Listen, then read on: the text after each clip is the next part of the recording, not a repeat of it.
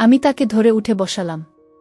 বসানোর পর সিয়াম আমাকে বলল, মামি রাতে যখন জ্বর অনুভব করি তখন সাথে সাথে গিয়ে তোমাকে ডাক দিয়েছিলাম, কিন্তু তুমি গিয়েছিলে তাই তোমাকে আর বেশি ডাকাডাকি করিনি। আমি বললাম, এটা কোনো কথা হলো সিয়াম? তুমি অসুস্থ, একা একা এই ঘরে কেন ঘুমালে?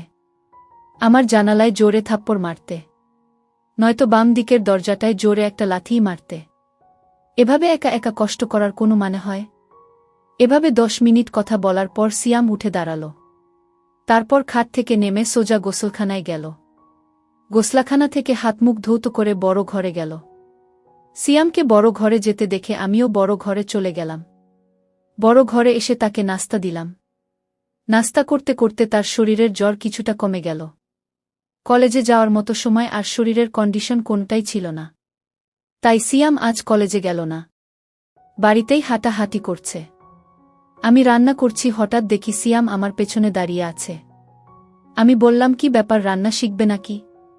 সিয়াম বলল, না, ভাবছি তুমি সারাদিন একা একা কত কাজ করো, সবার খেয়াল রাখো, সত্যিই তুমি অনেক ভালো। কেন যে তোমার সাথে এতদিন কথা বলিনি? আমি আসলে তোমাকে লজ্জা পেতাম, তাই তোমার সামনে কম আসতাম, কম কথা বলতাম। তাছাড়া আমি মেয়েদের কাছ থেকে একটু দূরেই থাকি। আমি বললাম, কেন? মেয়েদের কাছ থেকে দূরে কেন? মেয়েরা কি বাঘ না ভাল্লুক? সিয়াম বলল, আরে না, তুমিও দেখছি কলেজের মেয়েদের মতো কথা বলো। আমি বললাম, কলেজে আবার মেয়ে বন্ধু নাই তো? সিয়াম বলল, আরে না, আমাদের ক্লাসের একটা মেয়ে আছে, অযথাই গায়ে পড়ে কথা বলে। আমি বললাম, তাই নাকি, তা মেয়েটার নাম কি? সিয়াম বলল, বিশ্বাস করো আমি ওর নামও জানি না, আর জানার ইচ্ছাও নাই। তাকে দেখলেই আমার প্রচণ্ড রাগ হয়। গায়ে পড়ে কথা বলা মেয়েদের আমি একদম পছন্দ করি না। আমি বললাম, তাহলে তো তুমি আমাকেও পছন্দ করো না, কারণ আমিও তো তোমার গায়ে পড়ে কথা বলি। সিয়াম বলল, তুমি কি বাহিরের মানুষ নাকি? তুমি তো আমার সাথে যখন খুশি কথা বলতে পারো। বলতে গেলে তোমার সাথে কথা না বলে আমি অপরাধ করেছি। তোমার জায়গায় অন্য কেউ হলে এতটা খেয়াল রাখত না। তুমি সত্যিই খুব ভালো। আমি বললাম, হইছে, আর হাওয়া দিতে হবে না। এবার যাও, আমার মোবাইলটা দিয়ে তোমার মাকে একটা ফোন দাও, তোমার অসুখের খবর জেনে গেছে। সিয়াম বলল, মাকে আবার জানালে কেন? আমি বলিনি, তোমার নানি বলেছে। নানি? এই নানিকে নিয়ে আর পারলাম না, সব কিছুতেই বাড়াবাড়ি করে। সিয়াম আমার রুমে চলে গেল। আমি রান্না শেষ করে গোসলখানায় গেলাম। গোসল শেষ করে শ্বশুর শাশুড়িকে দুপুরের খাবার দিয়ে আমি আর সিয়াম একসাথে খাবার খাইলাম।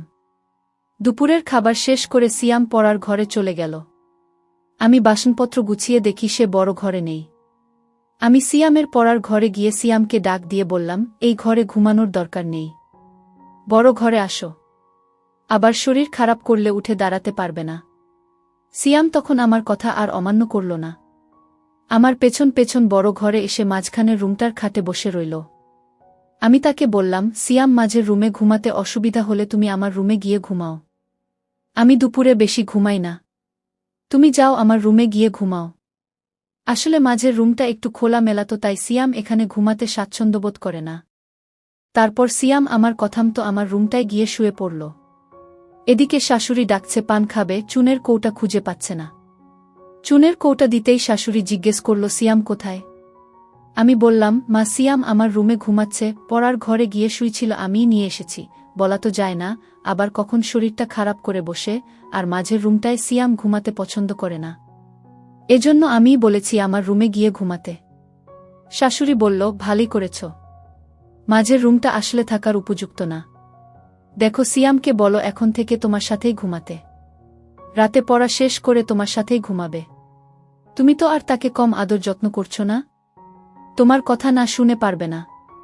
আমি বললাম, মনে হয় না আমার সাথে ঘুমাবে, তবে আজ আমার সাথে অনেক কথা বলেছে। এতদিন তো লজ্জায় কথাই বলেনি, আজ মামির সাথে খুব কথা বলেছে। শাশুড়ি বলল, বলেছিলাম না, কয়েকদিন গেলে ঠিক হয়ে যাবে। আর তুমি যেই খাতির যত্ন করছো ওর মা চেয়ে কম না। আমি বললাম, কি বলেন মা, সিয়াম তো আমাদের ছেলের মতোই। তাছাড়া সিয়ামের মামা সিয়ামকে অনেক ভালোবাসে, প্রতিদিনই ফোনে সিয়ামের খোঁজ খবর নেয়। সিয়ামকে কি আমি যত্ন না করে পারি? শাশুড়ি বলল, না রে মা, তোর মতো বউ পাওয়া ভাগ্যের ব্যাপার। এই বলে শাশুড়ি প্রায় কেঁদে দিল। আমি চলে আসলাম আমার রুমে। এসে দেখি সিয়াম ঘুমায়নি, মোবাইলে গেমস খেলতাছে। আমি বললাম, গেমস খেলার দরকার নেই, রাতে জ্বরের জন্য ভালোমতো ঘুমাতে পারোনি, এখন একটু ঘুমাও। সিয়াম বলল, তুমি কি করবে? তুমি ঘুমাবে না? আমি বললাম, না আমি ঘুমাবো না। আর ঘুমালেও সমস্যা নেই, খাট তো আর ছোট না, তোমার পেছনে শুয়ে পড়ব। সিয়াম বলল, কি বলো? আমি কারো সাথে ঘুমাই না, আমি একা একা ঘুমাতেই পছন্দ করি। তাছাড়া আমার ঘুমের স্টাইল ভালো না, ঘুমের মধ্যে হাত পা কখন কোথায় যায় নিজেও জানি না। আমি হেসে বললাম, হাত পা আর কোথায় যাবে? এই রুম ছেড়ে তো আর যাবে না। সিয়াম বলল, তুমি তো দারুণ কথা জানো। হাসতে হাসতে, তুমি খুব মজার মানুষ, তোমার মনটা অনেক ভালো। আমি বললাম, এত ভালো ভালো বলা লাগবে না, এবার ঘুমানোর চেষ্টা করো। তোমার অমত থাকলে আমি মাঝের রুমে গিয়ে ঘুমাই। সিয়াম বলল, না না, সমস্যা নেই, আমার চোখে এত ঘুম নেই এখন। তুমি সারাক্ষণ কাজকর্ম করো, তোমার এখন একটু বিশ্রাম দরকার। তুমি ঘুমাও, আমি সাইলেন্স মুডে তোমার মোবাইলটায় একটু গেমস খেলি। আমি বললাম, আচ্ছা তুমি গেমস খেলো, আমি ঘণ্টাখানি ঘুমাই। এই বলে আমি ঘুমিয়ে পড়লাম। ঘুম থেকে উঠে দেখি সিয়াম নেই। ঘরের বাহিরে গিয়ে দেখি উঠানে হাঁটতাছে। সন্ধ্যাও ঘনিয়ে আসছে। এর মধ্যে আমি রান্না ঘরে গিয়ে সিয়ামের জন্য নুডলস বানালাম। সিয়াম নুডলস দেখে খুব খুশি। তারপর নুডলস খেয়ে পড়ার ঘরে গিয়ে পড়তে বসল। ঘণ্টাখানি পড়ার পর আমি গিয়ে তাকে নিয়ে আসলাম। বললাম, আজ আর এত পড়ার দরকার নেই, শরীর ভাল হলে কাল থেকে আবার পড়া শুরু করবা। সিয়াম আমার সাথে বড় ঘরে চলে আসলো। রাতের খাবার খেয়ে উঠার আগেই শাশুড়ি সিয়ামকে ডাকল। সিয়াম সিয়াম, আসছি নানি। কি হয়েছে, ডাকছ কেন? সিয়ামের নানি বলল, ওই ছোট ঘরটা বানাইছি তোর পড়ার জন্য, থাকার জন্য না। মাঝের রুমটায় ঘুমাতে না পারলে তোর মামির সাথে ঘুমা। তোর মামি কি তোকে কম আদর করে? মুরব্বিদের কথা শুনতে হয়, শুধু লেখাপড়া করলে হয় না, আদব কায়দাও শিখতে হয়। সিয়াম বলল, ঠিক আছে, তুমি ঘুমাও, আমি মামির সাথেই ঘুমাবো। শাশুড়ির সাথে কথা বলে সিয়াম যখন মাঝের রুমের খাটে বসল, ঠিক তখনই হঠাৎ তার শরীরটা আবার আগুনের মতো গরম হতে লাগল।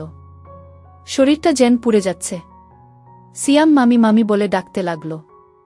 আমি আমার রুমে ছিলাম, দৌড়ে গেলাম সিয়ামের কাছে। আমি বললাম, কি হয়েছে সিয়াম? সিয়াম বলল, মামি দেখো, আমার শরীরটা আবার গরম হয়ে যাচ্ছে, শরীরটা যেন কাঁপছে। আমি বললাম, ঠিক আছে বাবা, তুমি বসো, আমি তোমার শরীরটা ভিজা কাপড়ে মুছে দিচ্ছি। আমি শাশুড়িকে বললাম, মা, সিয়ামের আবার খুব জ্বর এসেছে, শরীরে আগুন ধরার অবস্থা, কি করব? শরীরটা মুছে দাও, আর দেখো তোমার শ্বশুরের ওষুধের কৌটায় প্যারাসিটামল ট্যাবলেট আছে, একটা খাইয়ে দিয়ে তোমার সাথে নিয়ে শুয়ে দাও। রাতে জ্বর না কমলে সকালে ডাক্তারের কাছে নিয়ে যাইও। আমি শাশুড়ির কথামতো তাই করলাম। আমার রুমে নিয়ে খাটে শোয়াইয়া তার সারা শরীর ভিজা কাপড় দিয়ে মুছে দিলাম। সিয়াম জ্বরে খুব কাঁপছে দেখে আলমারি থেকে একটা কম্বল নামিয়ে দিলাম। আমি আর সিয়াম পাশাপাশি শুয়ে রইলাম। আমি সিয়ামের মাথায় হাত বুলাতে লাগলাম। জ্বরে সিয়ামের শরীর ভূমিকম্পের মতো কাঁপছে। তার কাঁপুনি দেখে আমি তাকে জড়িয়ে ধরলাম। তারপরও যেন কাঁপুনি থামছে না। অনেকক্ষণ পর কাঁপুনিটা একটু কমেছে, এবার তার চোখে একটু ঘুমও দেখা যাচ্ছে। এদিকে আমার চোখেও ঘুম এসে গেছে। আমি সিয়ামের মাথায় হাত বুলাতে বুলাতে কখন জানি ঘুমিয়ে গেলাম। গভীর রাতে সিয়ামের জ্বর আবার বেড়ে যায়, কিন্তু আমি টের পাইনি। জ্বরের কাঁপুনিতে সিয়াম আমাকে জড়িয়ে ধরে। সিয়াম যখন আমাকে ধরেছিল সম্ভবত আমার এলোমেলো ছিল। আমার স্পর্শে তার ইচ্ছার বিরুদ্ধেই তার শক্ত হয়ে যায়। নিজেকে সামলাতে না পেরে অবশেষে সে আমার করতে থাকে। আমি প্রথম প্রথম কোনো কিছু টের পাইনি। সিয়াম যখন কিছুক্ষণ আমি টের পাইলাম। কিন্তু সিয়ামের জ্বর বুঝতে পেরে আমি আর কিচ্ছু বললাম না। জেগেও ঘুমানোর ভান করলাম। তবে একটা কথা সত্য, এতদিন আমি যাই করেছি বলেছি না কেন, আমি সিয়ামকে কখনো অন্য চোখে দেখিনি। সিয়াম আসার পর আমার রুটিনই চেঞ্জ হয়ে গিয়েছিল। জানি না কেন, তবে সিয়ামকে নিয়ে আমার কোনো অন্য মানসিকতা ছিল না। তার প্রতি আমার যতটুকু দায়িত্ব কর্তব্য ছিল আমি তার সবটুকুই পালন করার চেষ্টা করেছি। প্রত্যেকটা মেয়েরই কিছু কষ্ট থাকে, তাই বলে সব জায়গায় সবার সাথে সব কিছু করে না, ভাবেও না। যাই হোক, আমি ঘুমের ভান করে রইলাম। এদিকে সিয়ামের দুষ্টুমি বেড়েই চলছে। সে আমার অনেক চেষ্টা করছে কিন্তু বয়স কম, আগে কখনো এসব করেনি তাই খুলতে পারছে না। কিছুক্ষণ পর আমিও আর নিজেকে সামলাতে পারছি না। কি করব? তার চোখে চোখ রেখে সব কিছু করে যাব, নাকি ঘুমের ভান করেই সব শেষ করে দিব? কিছুক্ষণের মধ্যেই আমার হয়ে গেল, এবার আর সিয়ামকে ধাক্কা মারা ছাড়া কোনো উপায় নেই। সিয়াম তো নতুন কিছু বুঝে না, তাই ওর কানে কানে ফিস ফিস করে বললাম, 2 মিনিট বিশ্রাম নাও আর আমাকে ধরো, আমার হয়ে গেছে। এরপর সিয়াম আমাকে। সকাল হতেই আমি নাস্তা তৈরি করতে চলে গেলাম রান্নাঘরে। নাস্তা করে প্রতিদিনকার মতো কাজকর্ম করতে লাগলাম। সিয়াম নাস্তা করে পড়ার ঘরে চলে গেল। কলেজে গেল না।